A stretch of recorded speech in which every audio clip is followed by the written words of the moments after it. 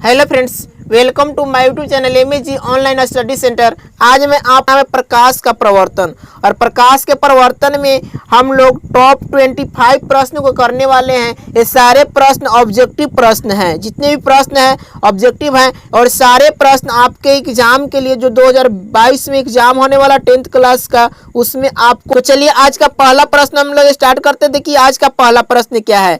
प्रश्न नंबर 1 यहाँ पे दिया गया, ऐसे पदार्थ जिनसे होकर प्रकाश आसानी से पार कर जाता है कहे जाते हैं। तो ऐसे पदार्थ जिनसे होकर प्रकाश आसानी से पार कर जाता है उसे पारदर्शी कहते हैं, यानी कि इसका राइट आंसर हो जाएगा ऑप्शन ए। ऑप्शन ए इसका राइट आंसर हो जाएगा। इसके बाद बढ़ेंगे अगले प्रश्न पे। अगला प्रश्न देखिए क्या कह रहा है। अगला प्रश्न यहाँ पे दिया गया है, प्रवर्तन का कोण होता है। प्रवर्तन का कोण होता है, इसका आंसर बतलाने कि परिवर्तन का कोण क्या होता है। तो परिवर्तन का कोण जो होता है, परावर्तित किरण और दर्पण की सतह पर खींचे गए अभिलंब के बीच का कोण होता है, यानी कि इसका राइट आंसर हो जाएगा ऑप्शन डी। ऑप्शन डी इसका राइट आंसर हो जाएगा। यहाँ पे देखेंगे सतह लिखना चाहिए था, लेकिन यहाँ पे सतह लिखा गया है। चलिए इसको याद कर लेंगे कि सतह पर खींचे गए अभिलंब के बीच का कोण होता है। इसके बाद बढ़ेंगे अगले प्रश्न पे। अगला प्रश्न देखिए क्या करे, प्राविक प्रतिबिंब मिल सकता है। तो कौन सा दर्पण है जिससे वह कौन सा दर्पण है जिससे वास्तविक प्रतिबिंब प्राप्त होगा।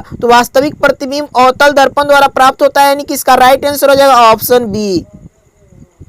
इसके बाद बढ़ेंगे अगले प्रश्न पे। अगला प्रश्न देखिए क्या करें। प्रश्न नंबर 4, निम्नलिखित में से किस दर्पण द्वारा किसी वस्तु का आभासी प्रतिबिंब प्राप्त किया जा सकता है। निम्नलिखित में से किस दर्पण द्वारा किसी वस्तु का आभासी प्रतिबिंब प्राप्त किया जा सकता है। प्रश्न नंबर 4 का आंसर क्या होगा। तो तीनों प्रकार के दर्पण में भी आभासी प्रतिबिंब प्राप्त किया जाता है, जैसे कि समतल दर्पण, अवतल दर्पण, उत्तल दर्पण। तीनों प्रकार के दर्पण में जो होता है आभासी प्रतिबिंब प्राप्त किया जा सकता है, यानी कि इसका राइट आंसर हो जाएगा ऑप्शन डी। ऑप्शन डी इसका राइट आंसर हो जाएगा। ऑप्शन डी इसका राइट आंसर हो जाएगा। इसके बाद बढ़ेंगे अगले प्रश्न पे। प्रश्न नंबर 5। प्रश्न नंबर 5 यहाँ पे दिया गया है, वस्तु से छोटा और आभासी प्रतिबिंब इनमें से किस दर्पण से प्राप्त होता है। वस्तु से छोटा और आभासी प्रतिबिंब इनमें से किस दर्पण से प्राप्त होता है, इसका आंसर बतलाना। इसका आंसर क्या होगा। प्रश्न नंबर 5 का आंसर क्या हो जाएगा।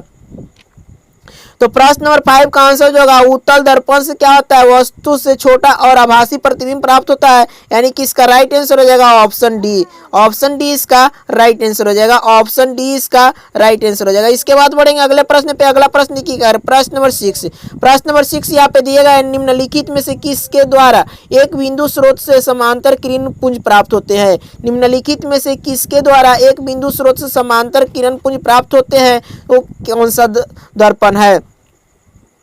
जल्दी से इसका आंसर बतलाएंगे। प्रश्न नंबर 6 का आंसर क्या होगा। तो अवतल दर्पण द्वारा समांतर किरण पुंज प्राप्त होते हैं, यानी कि इसका राइट आंसर हो जाएगा ऑप्शन ए। ऑप्शन ए इसका राइट आंसर हो जाएगा। इसके बाद बढ़ेंगे अगले प्रश्न। प्रश्न नंबर 7। प्रश्न नंबर 7 यहाँ पे दिया, कहाँ पर स्थित होने से वस्तु का प्रतिबिंब अवतल दर्पण की फोकस पर बनता है। कहाँ पर स्थित होने से वस्तु का प्रतिबिंब जो होता है अवतल की फोकस पर बनता है। इसका आंसर क्या होगा प्रश्न नंबर 7 का। तो अनंत पर स्थित होने से वस्तु का प्रतिबिंब जो होता है फोकस पर बनता है, यानी कि इसका राइट आंसर हो जाएगा ऑप्शन डी। ऑप्शन डी इसका राइट आंसर हो जाएगा। इसके बाद बढ़ेंगे अगले प्रश्न। प्रश्न नंबर 8।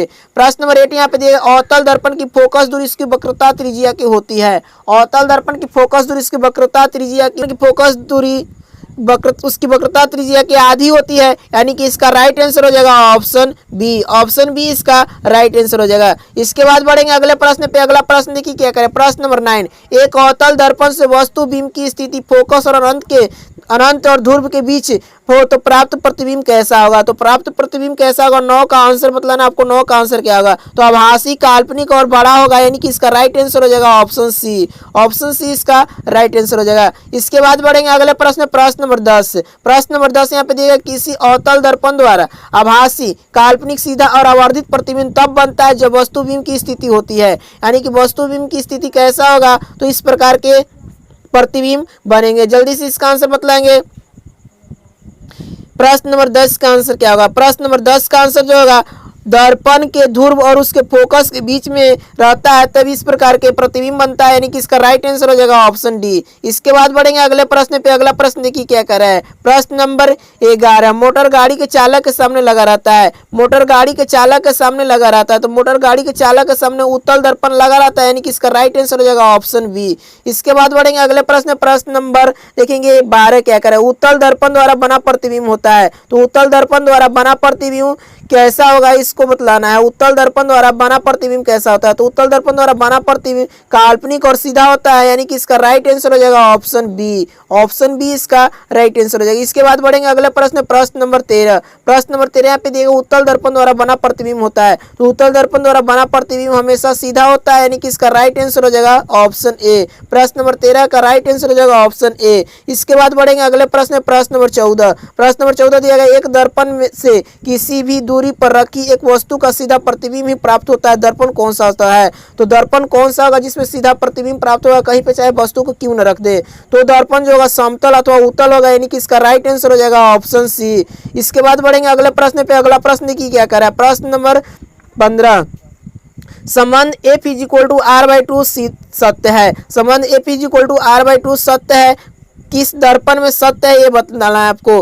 तो ये जो है उत्तल तथा अवतल दोनों प्रकार के दर्पणों के लिए है, यानी कि इसका राइट आंसर हो जाएगा ऑप्शन सी। इसके बाद बढ़ेंगे अगले प्रश्न पे। प्रश्न नंबर 16, एक गोलीय दर्पण द्वारा बना प्रतिबिंब का आवर्धन एम ऋणात्मक यानी कि निगेटिव है, इसका अर्थ यह है कि प्रतिबिंब कैसा होगा। प्रतिबिंब कैसा होगा प्रश्न नंबर 16 का आंसर बतलाएंगे। तो प्रश्न नंबर 16 का आंसर जो होगा ऑप्शन डी होगा, उल्टा होगा, यानी कि इसका राइट आंसर हो जाएगा ऑप्शन डी। इसके बाद बढ़ेंगे अगले प्रश्न पर। प्रश्न नंबर 17, एक गोलीय दर्पण के मध्य बिंदु को कहते हैं तो एक गोलीय दर्पण के मध्य बिंदु को ध्रुव कहते हैं, यानी कि इसका राइट आंसर हो जाएगा ऑप्शन सी। इसके बाद बढ़ेंगे अगले प्रश्न पे। अगला प्रश्न देखिए क्या करें। 18, प्रश्न नंबर 18, अवतल दर्पण की फोकस दूरी इसकी वक्रता त्रिज्या की होती है। अवतल दर्पण की फोकस दूरी इसकी वक्रता त्रिज्या की आधी होती है, यानी कि इसका राइट आंसर हो जाएगा ऑप्शन ए। इसके बाद बढ़ेंगे अगले प्रश्न। प्रश्न नंबर 19, निर्वात तथा हवा में प्रकाश का वेग होता है तो निर्वात तथा हवा में प्रकाश का वेग 3 लाख किलोमीटर प्रति सेकंड होता है, यानी कि इसका राइट आंसर हो जाएगा ऑप्शन ए। इसके बाद बढ़ेंगे अगले प्रश्न। प्रश्न नंबर 20,